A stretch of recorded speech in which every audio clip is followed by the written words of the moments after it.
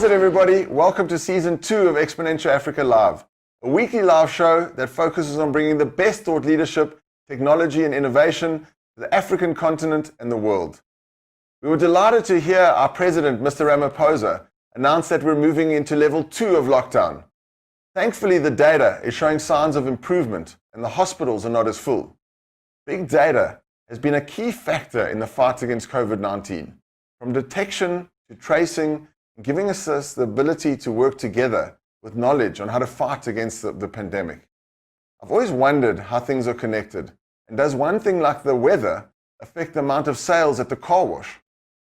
Everything from dust to online systems are connected, and big data and IoT are helping us finally understand this connection more.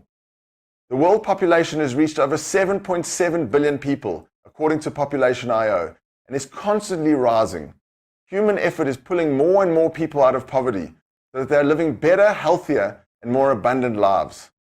Thanks for the advances in computing power, we have the ability to crunch huge data sets and get powerful insights into how the world and humans work. Add to that, as we move into this digital revolution, more and more objects are being connected to the internet and networked so that we are creating these huge amounts of data sets giving us power and information. From connected appliances to smart home security systems to autonomous farming equipment, wearable health monitors, the list of connected devices is expanding exponentially, all woven into our daily lives and evolving our world for the better. The conversation tonight will focus on big data and this inherent connection with IoT. How can we create new ways of solving the enormous problems we face in South Africa and Africa by thinking differently? We need to embrace big data and new platforms that will give us incredible research and insight into various processes, functions, or business models. Tonight we have Wolfgang Fengler, SingularityU faculty and World Bank lead economist for Southern Africa, and Phathizwe Malinga, MD of SqwidNet and SUSE faculty on IoT and big data. A very big special thanks to our sponsor partners, who this would not be possible without our collaboration partner, the Development Bank of Southern Africa, our global partner Deloitte, and our strategic partner MTN. Thanks for your commitment and dedication to making a positive impact in Africa and in South Africa. If you want to keep learning about exponential technologies and thought leadership, make sure to like and subscribe to our YouTube page, click the bell to get notified when we go live, and register on the website to get more info and be eligible for the SUSE Summit Ultra Experience ticket giveaways valued at 10,000 Rand per ticket. Let's connect and hear the latest news.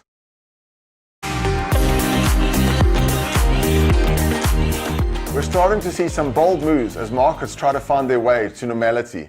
And by normality, we mean productivity. For instance, Google is plowing money into ensuring that IoT security devices are pumped up. There's loads of competition at the moment.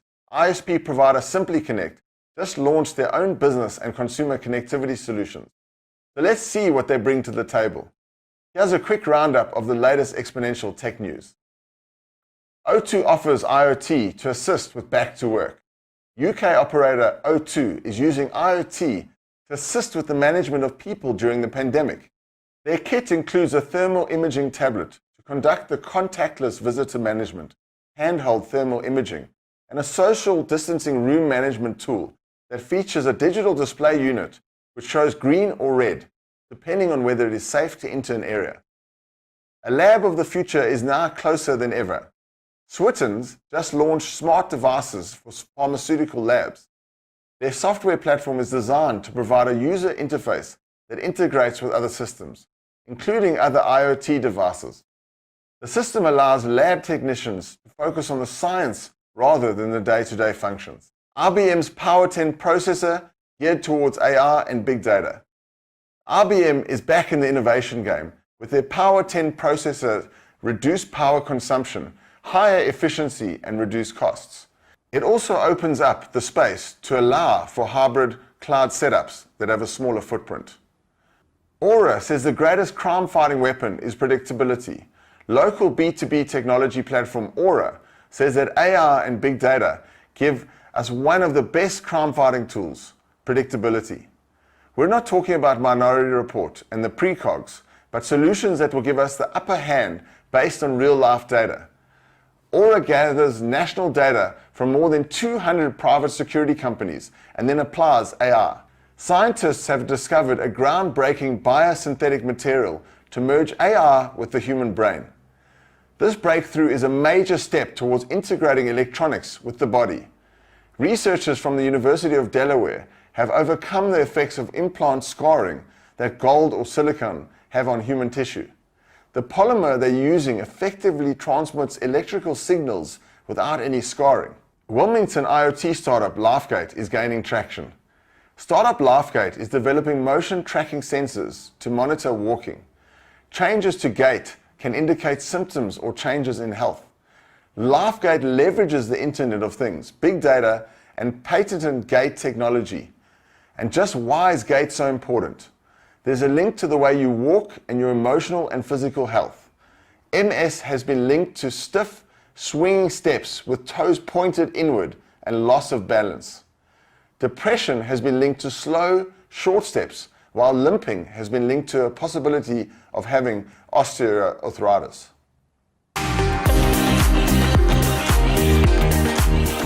Today's African Innovation Spotlight highlights a company dedicated to creating hope through their all-digital mobile-based labeling solutions. South African AI and data annotation startup Enabler is on a mission to fight unemployment, and they've got practical solutions to make that dream come true. By creating entry-level tech jobs for young people from marginalized African communities, they're truly making a difference. Data labeling is hugely important for AI algorithms because the machines need accurate video, text, image, and audio labeling.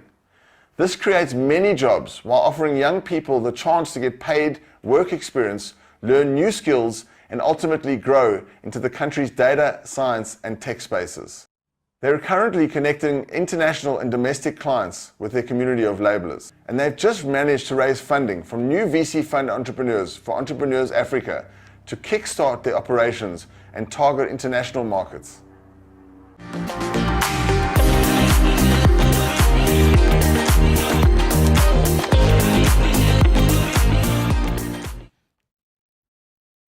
Time to move into the main part of tonight's show, the big data and Internet of Things explosion.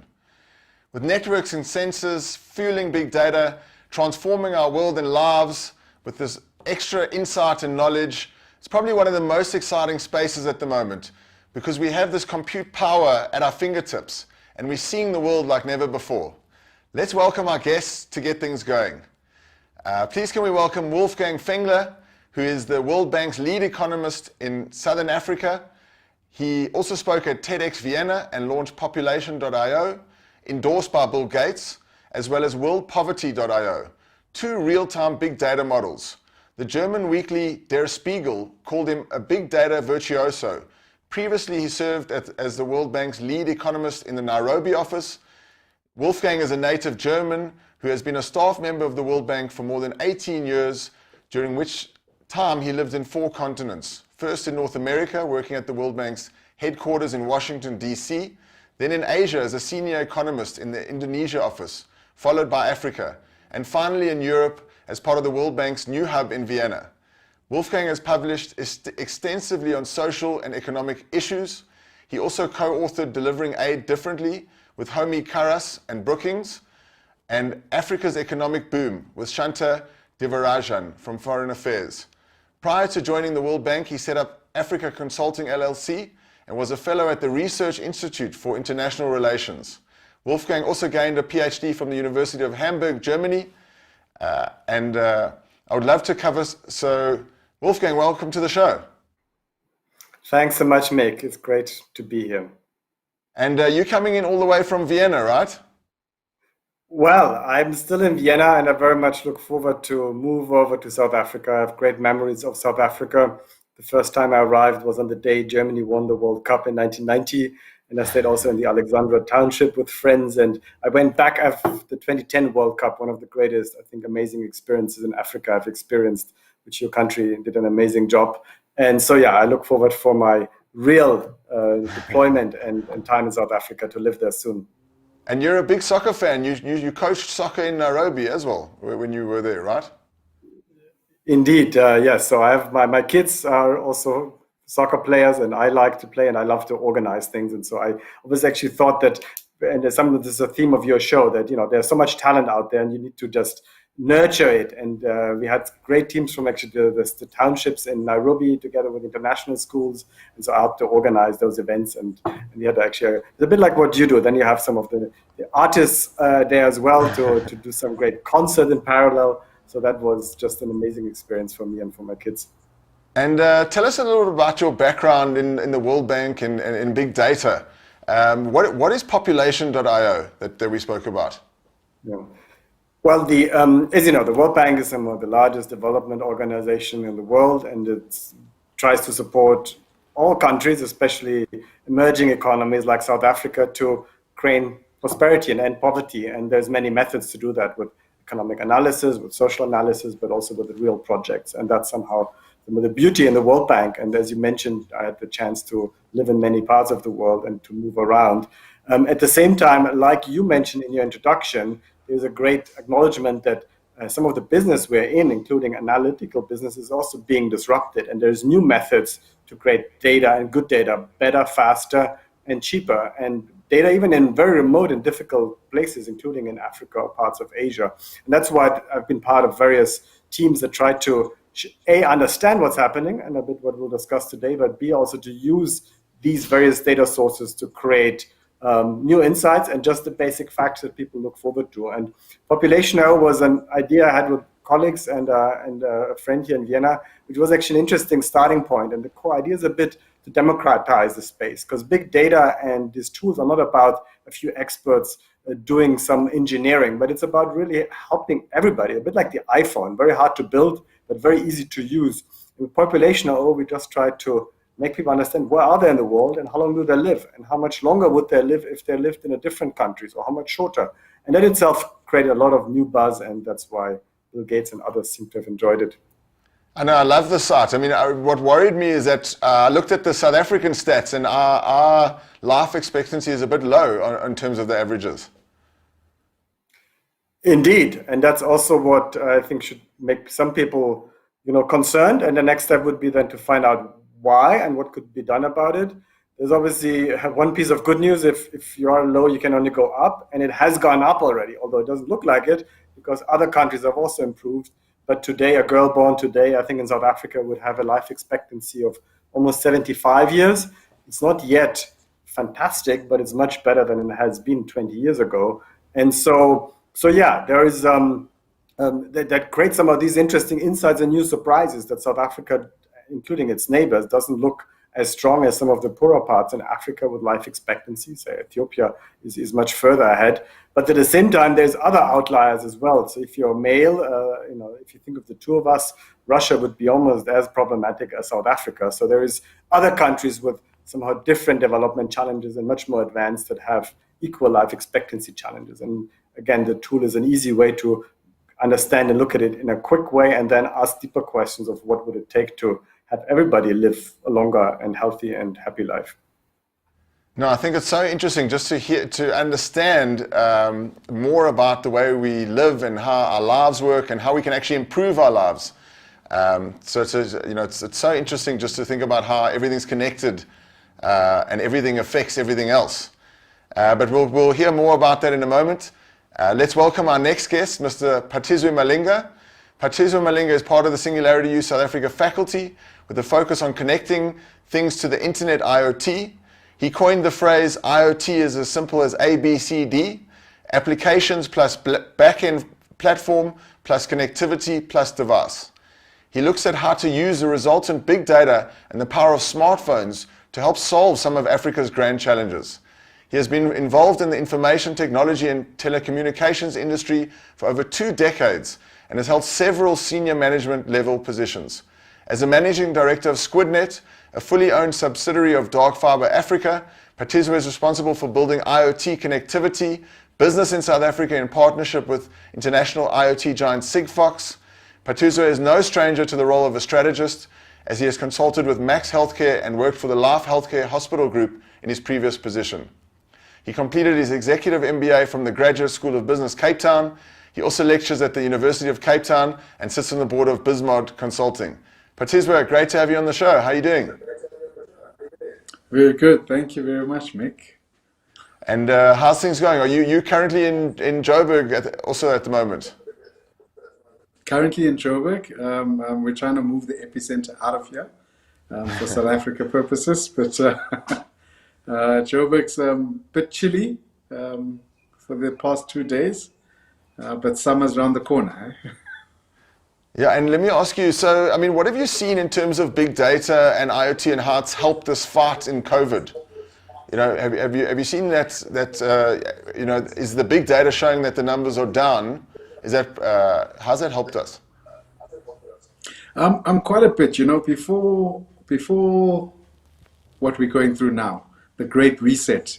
It was very difficult to explain to people who hadn't come across using data to make better decisions or make decisions, data-driven decisions. And what we found with COVID is all of a sudden people realized and understood the value of big data. We see our minister get up every week or every month and try and predict what's happening, try and tell us forecast, and made me think that maybe the rest of the world is living through what we talk about when we talk about big data, which is it starts off in this reactive phase where you look at the data and you try and react a little bit better, and that's what we saw with the lockdown kind of kicking off. We saw what was happening in terms of the number of infections in the country, and we decided to close the country down. Then you move into this proactive phase where you start trying to proactively spin up hospitals in various places based on the trends that you're seeing. But this big data then gets a little bit better, and the next level to that is predictive. We saw that with us moving to level 2. It was predicted that we will reach a peak at a specific point in time, and then if you've gone past that point in time, we could go to level 2. And what I'm looking forward to seeing is when we can start getting into a space where we're prescriptive, and we're no more trying to flatten the curve. There is no curve. It's just zero infections, and we are changing our behavior based on reading the data and the interventions that you should take to prevent the infections happening. So it's been a lived experience when it comes to big data in South Africa in light of COVID. And I mean, what are you seeing in terms of IoT devices? Can IoT help us in this fight? Like, can we use it in our municipalities to track and trace, or how can we use IoT to help with this pandemic? Yeah, it's a very big tool. IoT. I think again with this Corona, it's been an opportunity. For industry in South Africa, manufacturers that have been in the country, electronic engineers, to start showcasing what they can do. I always say when it comes to IoT, or when it comes to just living in general, let's talk about Wolfgang field of expertise, which is life expectancy. There's two really big reasons you die largely. It's either from disease or from an accident. On this side, we can further break that down to preventable diseases, things, communicable diseases like we're living through now, Corona, or non-communicable like cancer. So when you start looking at IoT, it helps tremendously when you are able to make data-driven decisions in spaces where you can prevent disease. And diseases that you can are things like Corona, I think cholera, things like airborne diseases, malaria, etc. And so what we're seeing with a lot of the electronic engineers in the countries, they were already in this fight, in this big cause to increase the life expectancy of Africa, and they've managed to pivot a lot of their technology and start using that technology to fight Corona. We're seeing people coming up with Bluetooth tags where employees can wear 2 tags. And not only does it tell you if you have been not social distancing, if we look at the downside of it, but the upside is it now starts creating an audit log of where employees were, which employee acted with which, so that should one of them get Corona, you discover that somebody has developed COVID, you can just digitally contact trace and they dive into this big data, and very quickly what would have taken hours, days, or even weeks, they're able to quickly get a message out and stop the spread from beyond that factory or from that company. So very, very exciting things being done by companies that are local, that are using their technology to now bring it to this fight. Yeah, and I mean, I've heard that in Israel, what they do is that when you land, they're actually tracking your mobile, they're using your mobile device to track you to help in the fight against COVID. And I think MTN has also done something like that in South Africa. Absolutely. And let me ask you... Sorry, go ahead. No, sorry, go for it, Vic. Yeah, so I mean, how can we use this information to actually accelerate this type of tracing? Yeah, I mean, in when South Korea had their rise in infections, they had the best contact tracing method, and they use big data for that in a very unique way that I'd love to see the rest of the world, and especially us in South Africa, starting to take advantage of this technology that is already there and freely available. What they were doing in South Korea, exactly like you say, in terms of using cell phones, checking where everybody has been. But what they started doing is they started tracking a person who had COVID and where they had been, and started sending out alerts to a neighborhood to say, in this pharmacy, somebody who had corona went to that pharmacy and purchased a couple of items. If you stay away from that pharmacy for the next 2 hours, you will minimize the chances of you getting infections from that pharmacy. More importantly, from now, that pharmacy is COVID-free, so you can go to that pharmacy. So a big impact when it comes to not killing economy, but also putting people first. And I just love how that use of big data helped them get to where they are now, which is phenomenally low or none in that country. No, thanks for that. And let's ask Wolfgang if you can add to that. You know, what have you seen around the world in terms of how big data and IoT has been helping during this fight in the pandemic? A few thoughts, Mick, and thanks, Partisoo, for this great orientation and overview. First, obviously, if the crisis, the global pandemic had happened during the global crisis 10 years ago, we would have been in a very different position and situation. And despite some of the great possibilities we see now, we still need to acknowledge this is the greatest tragedy we have experienced in a very, very long time, and probably for my parents' generation, the Second World War, that we have that enormous decline in economic activity and that suffering that comes from that. So that's still a reality that I think many countries, especially in South Africa, have to cope with now. And so then you make some of the tragedy almost a necessity, and use innovation as Partisoo just outlined of what you can accelerate so that the situation will be in a better position next way around.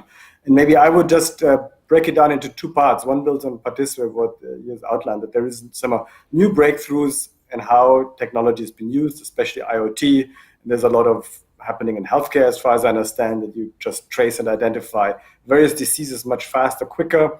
And that has been there before the crisis, but now some understanding that digital is somehow everywhere, and especially in healthcare, will come to that next level. But the other part, and that's what we talked a bit in the introduction, is just being able to get facts quicker. And Partisoo just said it rightly, that also it's about the timeliness. It's not that helpful to have perfect data 3 years later. That is good for economic historian, but to have imperfect data right now and to get a sense, where are the cases, what are the probabilities, but also then beyond the corona crisis, to understand what are actually people dying from it, which age, how many car accidents will happen in Johannesburg next week, and how many people might die from that. All of those data and predictability, predictive analytics is actually not possible to do. And that, for me, I think will be the next breakthrough in the field that I'm working in.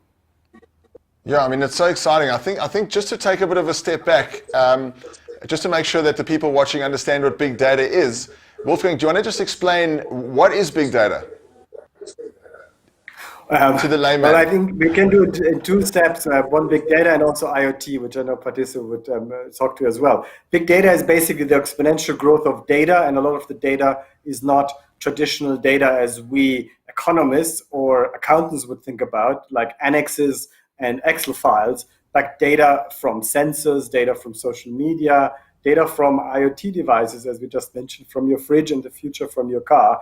And that data is growing exponentially. And I think there's been a certain number of zettabytes, which is very hard to even explain for exponential technologists like you. But it is a continuous exponential growth in the data that exceeds a multi-million times the number of people on the planet.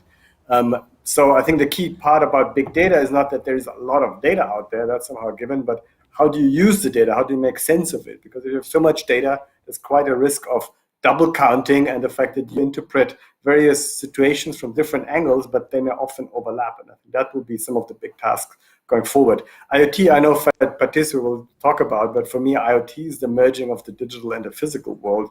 And that is the next frontier, because we just started to see some of it and we just heard a bit about it, but we'll see much more once we hear the talking fridge or the driverless car. Then we are really in the IoT world.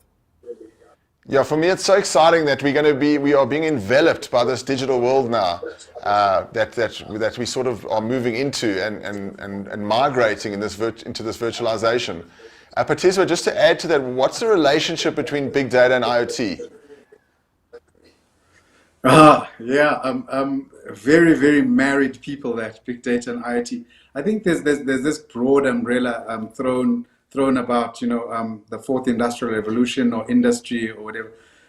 I think I ran across an explanation which I kind of loved, which was the first industrial revolution was really about labor, and lots of labor coming to the fore and starting to value. The second industrial revolution was about managing that labor. The third industrial revolution and the advent of computers and silicon is about data. And if that third revolution is about data, then the fourth is about managing that data.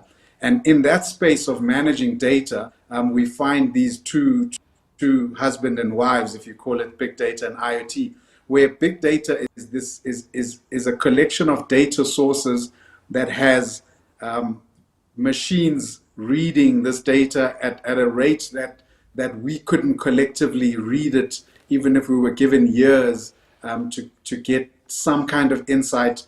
These machines can run algorithms that look for patterns in a matter of minutes, what would take us forever. A good example is that gene sequencing that once upon cost probably $10 billion to produce, and today you can get it for cheaper than a cigarette, now that cigarettes are being sold in South Africa again.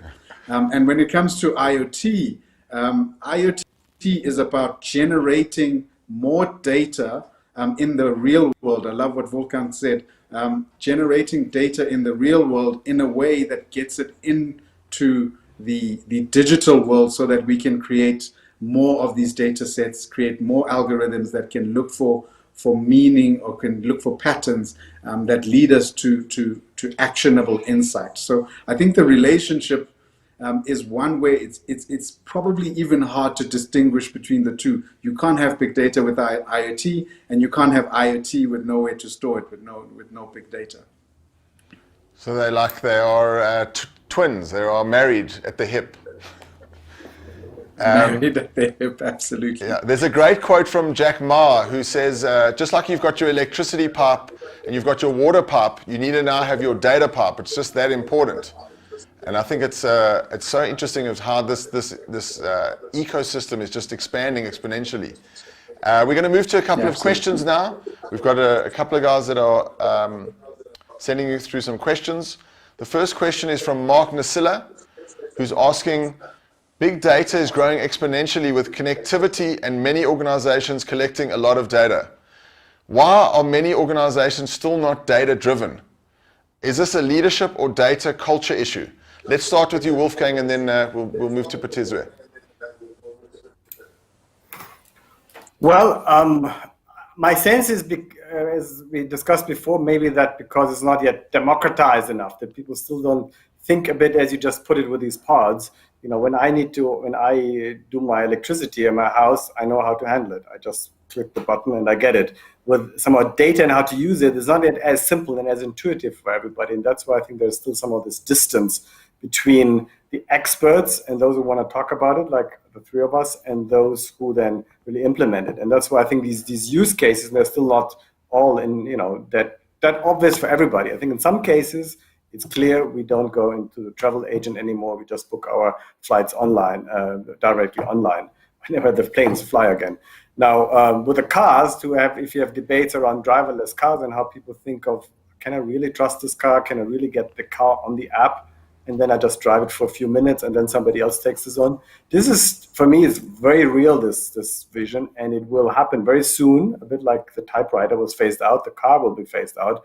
But many, and including my home country, still have difficulty to transitioning from this old world. But I still think the internet has to be in the car, and the car needs to be more data-driven, rather than the car needs to be in the internet. And it's just one of your mobility options, and the metal and the engine is really irrelevant almost. So I think that's why in some industries, it's just such a major breakthrough and transition that people can't yet visualize the tide they're ahead of. Now, I think what you've done with population.io and worldpoverty.io, it actually solves a bit of that problem, because it actually makes the data simple to understand, as you were saying. No, and I think there's much more of those that will come, right? And that will be, I think, is the task of many of us, to make things simpler, not more complicated. And it's very complicated to build simple things, but to have always the end user in mind. That's why the cell phone create such traction, and why the mobile revolution happened in Africa, not because it was made more complicated, but because made cheaper and simpler. And again, it was not technology. Technology helped, and clearly the fact that these phones are very small now helped, but the fact that you had new business models, right? In Africa, the takeoff of mobile telephony was because of the switch mainly from postpaid to prepaid, and a complete new thinking of your consumers and users. And that was a long time ago, 15, 20 years. And I think something similar would need to happen in the space of data and in terms of data and business. No, thank you. Partisoo, what are your views on that?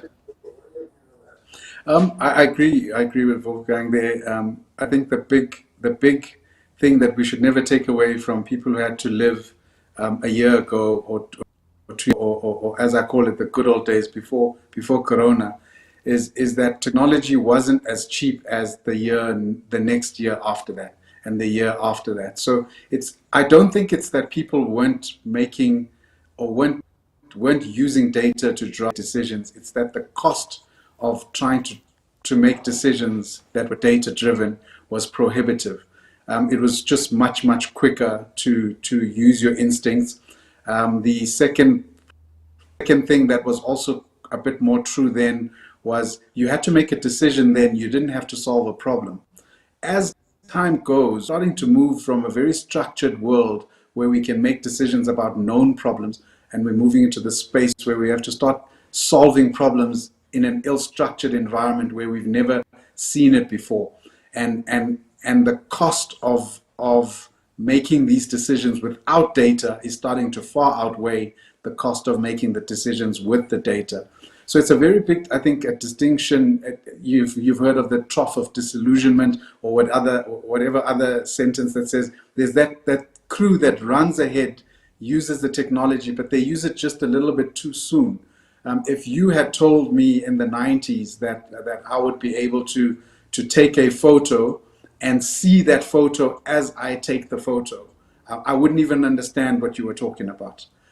You wouldn't have the vocabulary to describe that my 9-year-old would be able to do that. But fast forward 30 years from that statement, and we have selfie queens, selfie kings, people taking photos, and before they even take the photo, they know what the photo is going to look like before they even press the button. That's the evolution of that exponential curve that I think we have to wait for, or we're living through right now, that's happening in that data space. I think that's a great example. And I mean, what Mark was saying, and what just building on what you said there, leaders are going to need you have to use the big data to help you in your decision making. And there's a lot of talk about having AI, artificial intelligence, sit on the boards of companies. Wolfgang, what are your thoughts on that? Well, that's a new, a bit unconventional thought, but people should try things out. That's the other, I think, key message there, that we can't prescribe it exactly. We don't really exactly know what the future is. You need to be open-minded and flexible. I still think one key issue is to ask the right questions, not just to give answers. I think it's much more about asking right questions. And if you think of demography and a field that we just touched upon, I think very often the wrong questions are asked, like questions, why is there so much population growth? It's actually the wrong question. There is not so fast population growth anymore, just as a little factoid on the side. But otherwise, I think the thing is the technology or this AI machine doesn't always help you to ask the right questions, or then synthesizes data easily, that it still needs to be some space for humans to ask the right questions and then find the right options for answers. So these machines can help you give a lot of options and scenarios, and Phathizwe mentioned a lot of medicine. That's, I think, what would be just great to have these machines to tell you, okay, with this condition you have 50% chance, this 30% chance, that condition, maybe 20% another, and then you need a trained human, typically still helps you guide through that. But I think it's not either or, it's the embracing technology to make yourself stronger, not to replace you. Awesome. And let me move on to a question here from Dane Moodley for Phathizwe. How is data collected and utilized in the informal sectors of Africa where IoT and infrastructure is lagging? And how do we improve the quality of data collected in these areas? I think you touched on it a bit. If you could just expand on that. Yeah. It's a very, very tricky thing. Connectivity. I say IoT is ABCD, which is the application that you're going to view this data on, the back end or the big data that you're going to store this information in, the connectivity, and then the devices that you have, that you attach to your assets that you care about. I think the big thing when it comes to the rural community or the lower part of LSM or the opposite of the Gini coefficient, whichever way we look at it, is connectivity, access to data. A colleague of mine who is the CEO at Vumatel says the difference between water and abundant water is having a tap in your community where you will have access to water and lots of it, or having a tap in your yard where you can start gardening and probably self-sustenance farming.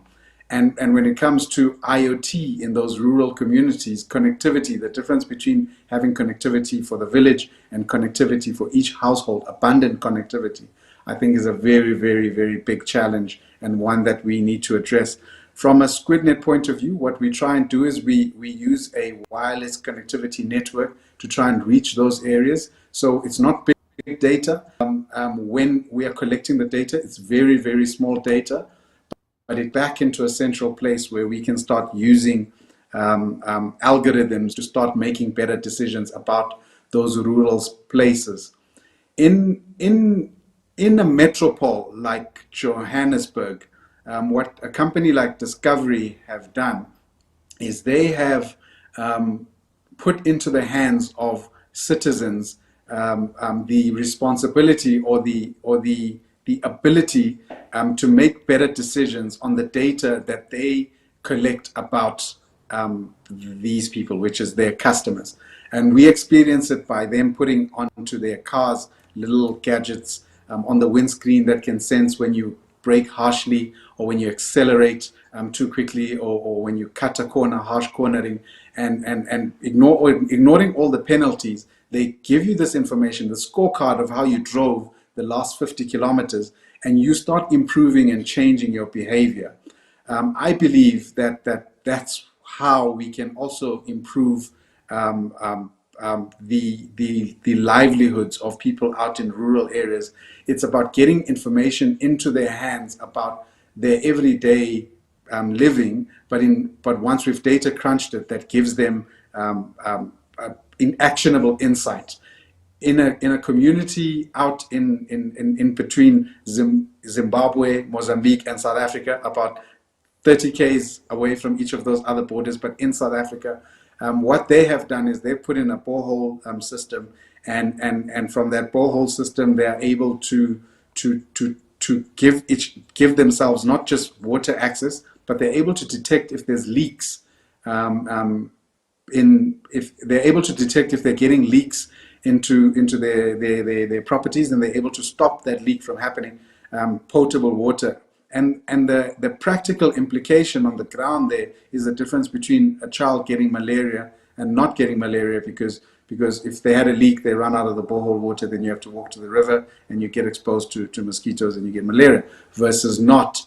I think that's the practical bare bones of where we start with this IoT journey out in the rural areas. Mick, can I add? Yeah, sure. Just 3 points, because I think these are excellent points by Partisoo. First, I would suggest to the audience or those interested just to build on what Partisoo just said and not be fearful of collecting data and trying to make some inferences. That's the worst if people says, oh, it's impossible. I remember actually one of my first bosses in the World Bank, he's the CEO of our private sector arm now, he'll retire soon. He said, Wolfgang, when you go out to a difficult area, just collect the data. It may be wrong, it may be odd, but it cuts through a lot of crap. That was actually the country of Comoros, which still a challenging country. I was the leading economist, the initial economist there. But just it's important that when you put data out there, it may not be perfect, but you can then improve and enhance on it. And because the alternative, as Partisoo just said, is worse. Second, you can do a lot with triangulation. If you know a lot about the other parts of the country or the area and know the total, then you deduct one from the other and you get an estimate of the remainder, which may be more difficult to get. But third, I think the key part that people do underestimate, that even if there's no devices and there's no connectivity, you still have a lot of data because you get data from space, geospatial data, and that gets cheaper and better all the time. That's also an exponential curve. And there, to use 2 examples from a team at World Data Lab, they actually mapped North Korea, and that's probably the most difficult part to get sensible data and predicted a number of economic crises. Recently, they also mapped certain regions in Mozambique to predict how many mothers will give birth, and that's pretty fundamental because if you want to deliver vaccines, you need to know how many babies there are, and if you have too many vaccines in an area, it's an economic loss, but if you have too few vaccines, it's much worse. You have a social and human loss if you don't vaccinate the kids. So you need to find estimates to get these numbers right. And as Partisoo just said, it's already 3 steps forward compared to not doing anything. Can I ask you, how did you get that data on North Korea? Is that public? Also and again, I'm just referring to what friends and colleagues did. One is from space. Again, the data from space you can't stop. The satellite images are there. There's obviously a famous one that has South Korea and North Korea by night, and you see the economic difference. But if you go deeper, and that's some of the next frontier on machine learning in the space, that is not just night lights, because some parts in the world have good lights and others have also good lights, but one is richer than the other. But it's daylight data to really understand density of villages, distances to markets, certain other characteristics that give you an insight into how the economic condition might be. Obviously, know a sense of the total economy, but then you can also do some more advanced statistical modeling, because interestingly, some parts of North Korea today seem to look similar to some parts of China 30 years ago.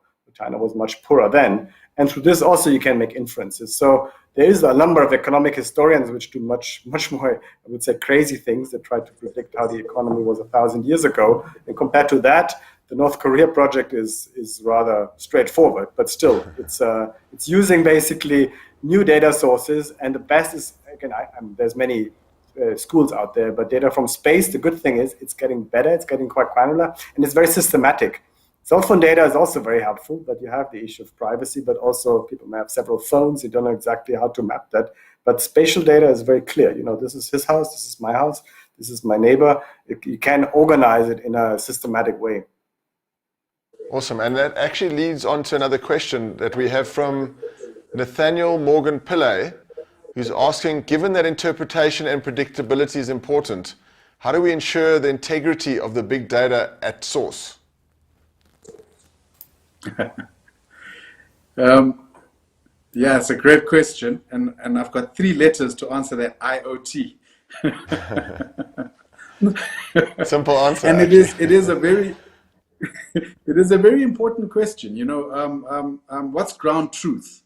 What makes us believe that the data that we've gathered about the territory is represented in the map.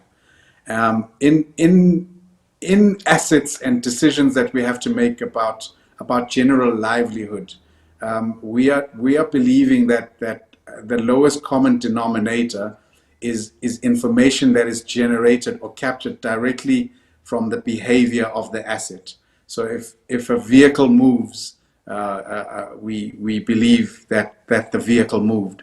And if we have some kind of device attached with an accelerometer that can tell us that vehicle has moved, then we consider that ground truth.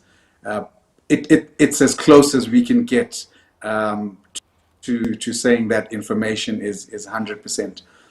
The technology that we are starting to use that is getting cheaper in the space of IoT, these devices that we're attaching to doors and cows and fences and all sorts of other media fridges, it is now starting to be programmed at the factory level in a way that it is independent when it gets onto the asset, which means nobody can tamper with the information. Nobody knows how information is being generated. It acts very much like a post box.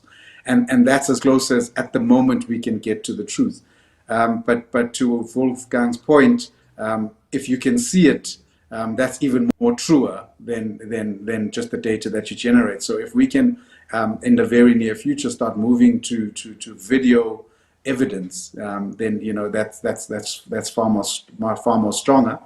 And we are able now to start distinguishing between AI-generated videos and AI-generated human beings to people. So we do have the technology to tell when Barack Obama is really saying something versus an image of Barack Obama. So that's about as close as I think at the moment we can get to ground truth. Wolfgang, what are your thoughts on this? I think Phathizwe said it very well. Sorry to interrupt you. Also just around dirty data, there's a follow-on question from Garth Thompson where he's just talking about dirty and incomplete data and how does that affect our decision-making and the truth.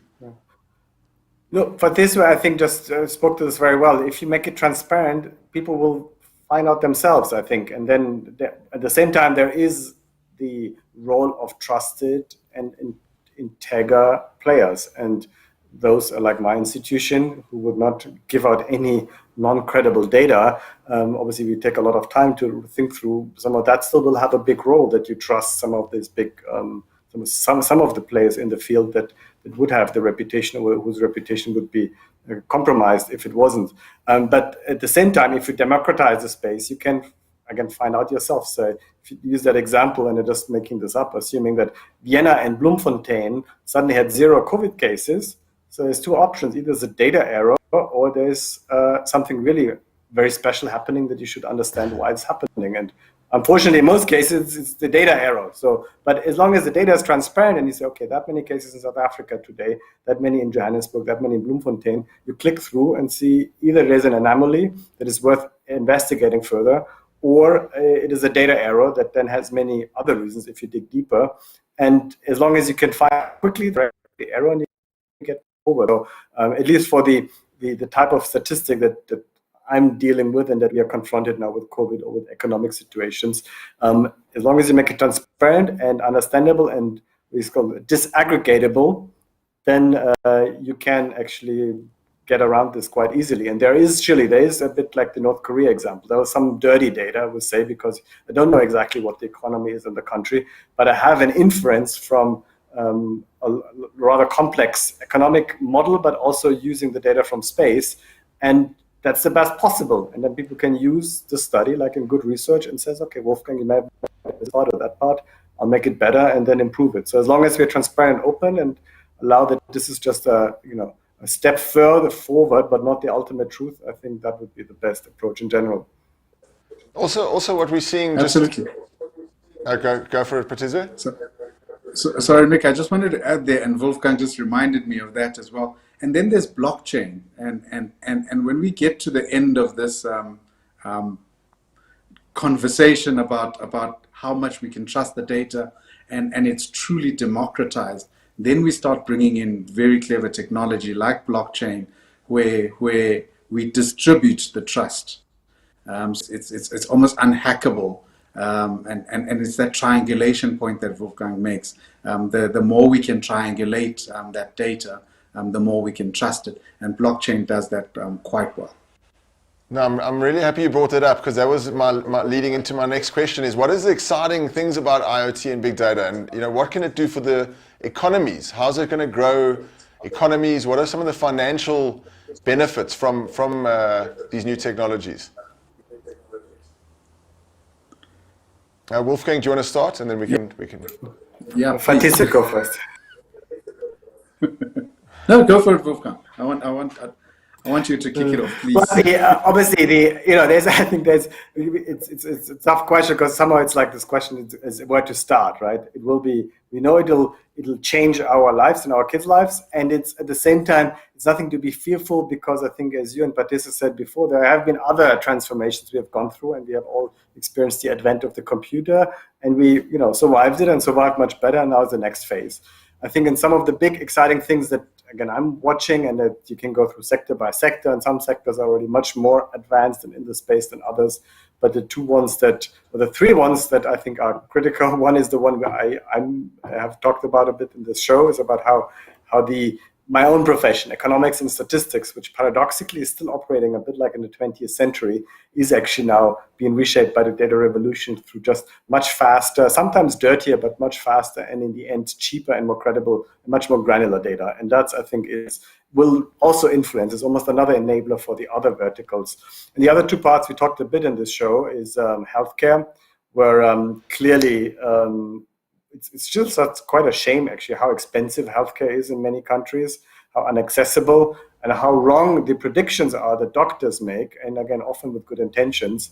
And just empowering the patient and knowing better what my path is if I have a certain sickness, what my path is even if I don't have a sickness and don't do enough sports, some of those kind of life path, making sure really everybody lives till 100, which should be possible in principle if you eliminate early death.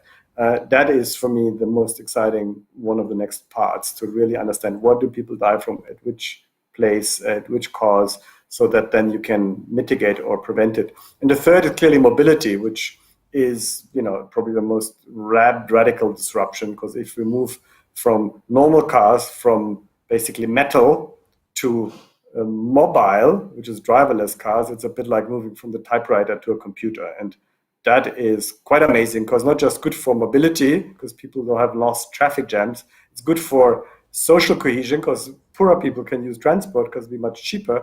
But it's also fewer death, which goes back to health, and it's much greener cities. So that's, I think, one of the things I'm excited for. I had hoped it happens a bit earlier, but I'm quite sure this decade will be the big mobile revolution.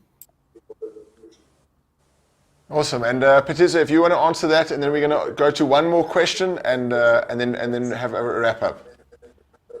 Okay. It is a very difficult question. What are we next excited about? What's the next big thing? I think what I'd like to remind people of is if we look around and we look at what we as a society that have just gone through a global lockdown value the most, and I would hazard to say it's life. And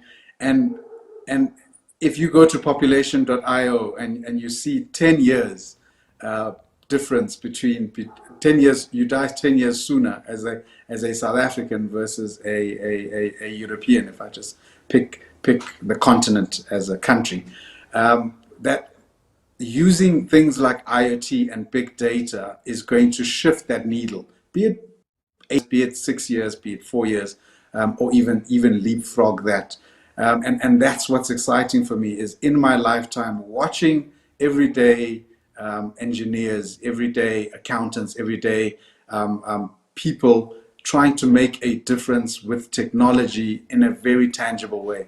I can almost put a bet, it won't be my last dollar, but it'll be close to my last dollar, that the next time we have a chat with Wolfgang, and it's 5 years from now, just from using this data, that 10 years will have shrunk. And for me, that's the next big thing, seeing us increasing, giving ourselves the ability and the confidence and the agency to increase our life expectancy. No, thanks for that. And I'm going to just go to one last question from Linda Stradum, who's asking, how can big data be used to help leaders shape their people practices during the post-COVID to better align with the future world of work? That's a great question. I wish Walter was here, because Walter would be twitching. Yeah, to answer that question. I think it feels, and it's better now because it's worldwide. It feels like such a thrown feeling that we're all going through. We have no idea when it's going to end. We have no idea whether it's getting better or worse. We have no idea whether people are dying more or dying less. There's an anxiety that is paralyzing the nation from a societal level, and then the way we felt about society, which we feel a little bit better about now, we have no idea about our economy. We have no idea about whether we need offices or no longer need offices. We have no idea of whether we'll need to be traveling. Will we have customers? Will our customers be making money? Will our customers have a bit of coin in their wallet that we can motivate to get? These questions then, what big data does is it says, don't panic. The answer, no matter how dirty the data is, there are signs in the data. If you sprinkle the data like a sangoma and you point at the bones, you can see in the big data patterns of the directions that we're moving, whether they're good or bad. Bad gives us something to do so we can improve, and good reduces anxiety. So I think as a leader, what you need to be doing is looking around at your assets, whatever your assets may be. Maybe something may be moving into the people themselves or into the data and the information that you're moving on. Is it all digital? Are you able to, at the drop of a hat, access that information? Should things be going wrong, are you able to tell that things are going wrong so that you can make decisions that prevent losses or improve your product and services? And I think that's really where the one side of future of work comes about. The second one is the panic about jobs and will people have jobs still? Are machines taking over? And I always say IoT, big data, fourth industrial revolution at large right now isn't about automation. It's about better decisions. It's about being more sure about what we are deciding for tomorrow so that we can have the best possible tomorrow. Somebody still needs to act, and Wolfgang alluded to that a bit earlier on. We still have to rely on the people, about making sure people are pointing in the best true north as possible. And as a leader, start using your big data, start using your IoT to first of all, say what your true north is to your employees, and then second of all to usher all of them towards it. No, thanks for that answer. I think you answered my next question as well. Wolfgang, we've run out of time, so do you want to give an answer to that question, as well as what advice would you give to companies or to leaders or to entrepreneurs? How do we embrace this big data and IoT revolution? Just as some closing thoughts from you. No, thank you, Mick, and thanks, Linda, for the question as well. Clearly, as Partisoo just said, almost all future jobs will be digital, but there will be lots of jobs because South Africans are good in mining. There will be data miners, and there's a lot to mine. And in the end, think of this way: as long as you have problems and challenges, as long as your healthcare system, your education system, your roads is not the best possible, there's a lot of work. And the question then is, how do you convert the work into jobs? Now, the work or the jobs will be slightly different. Even in mining, it will be much more digital. But there will be a lot of jobs. But in order to create jobs, often I think the solution is not just to formally create it like through public employment, although that some countries have done this and some have done it in an effective way. But it's about creating an environment that I think Partisoo spoke to as well, like the analog complement. It's very easy to create jobs and to create a company and to create a startup, which is much easier to do today than with our parents' generation. And some of this analog understanding that a lot of the jobs in the future will be smaller scale in digital, in startups, that itself is something, if leaders embrace, I think will be a great new wave. And if that happens, then again, we need to think win-win. And that's, I think, my message to the business leaders as well. Don't be afraid of these startups. Just compete with them well and just be ready for that growth. I think that can happen not just in South Africa, but in other parts of Africa that then you benefit from, but probably in a very different way, because the way banking, the way retail has been done will be quite different, but it will be much more efficient because we would not waste as many also resources as we have done, both human and physical. No, thanks so much for that. And Phathizwe, from you, some closing comments? I think.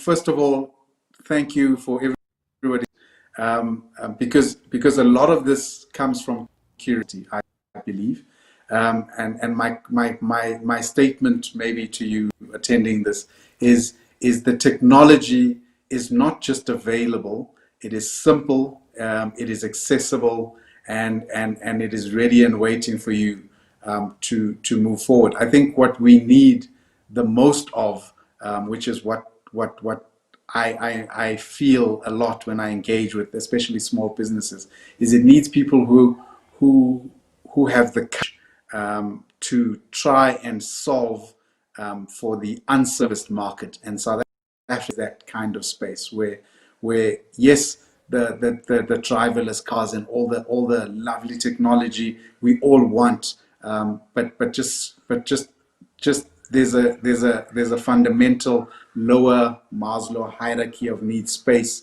where there's this crowd of people that are begging for solutions to their problems today, and the technology we're speaking about can allow you to go and offer a service that is affordable to them, but most importantly is super valuable. It increases their life expectancy. It changes their quality of life in a way that you cannot in any other part of the developed world.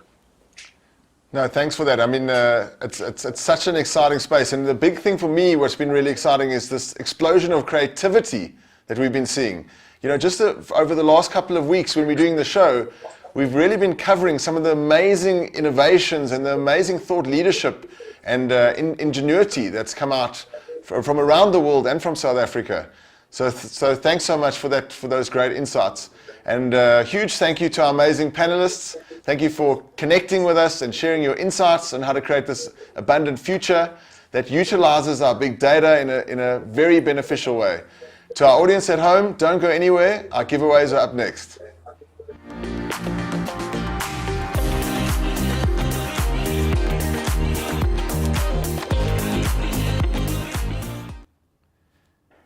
Time for my favorite part of the show, Share the Tech Love.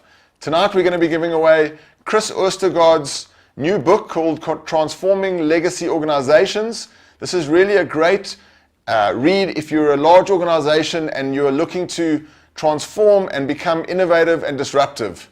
So let's draw our winners. Perrin, can you spin the randomizer, please? And our winners are Albert Viljoen, Louis Roux, and Teddy Africa. Well done to you guys. You have won yourselves a copy of Transforming Legacy Organizations. There you have it, the most exciting thing, that we are embracing this big data revolution, and that we're all part of one massive network and connect from the air we breathe to the steps we take. And let's use this to make a positive difference and embrace exponential tech. We'll be back next week with a fantastic panel on parenting and lifelong learning, and how parents need to relook at the way their kids are being educated so they can make a positive impact and be secure in the world. And how can we have this mindset of lifelong learning and constantly upgrading our mindsets? We have a fantastic panel of guests next week with Esther Wojcicki and Fred Swaneker. You can go to the website to start registering for Parenting plus Lifelong Learning. Put it in your calendar to get informed about all the updates and stand a chance to win in the Share the Tech Love giveaway next week and win a major prize we're going to announce at the beginning of next week. We've got one last section for tonight. Each week we end on some incredible tech hacks, and today we're giving you some simple IoT tech hacks to implement in your life to make big differences. Take a look.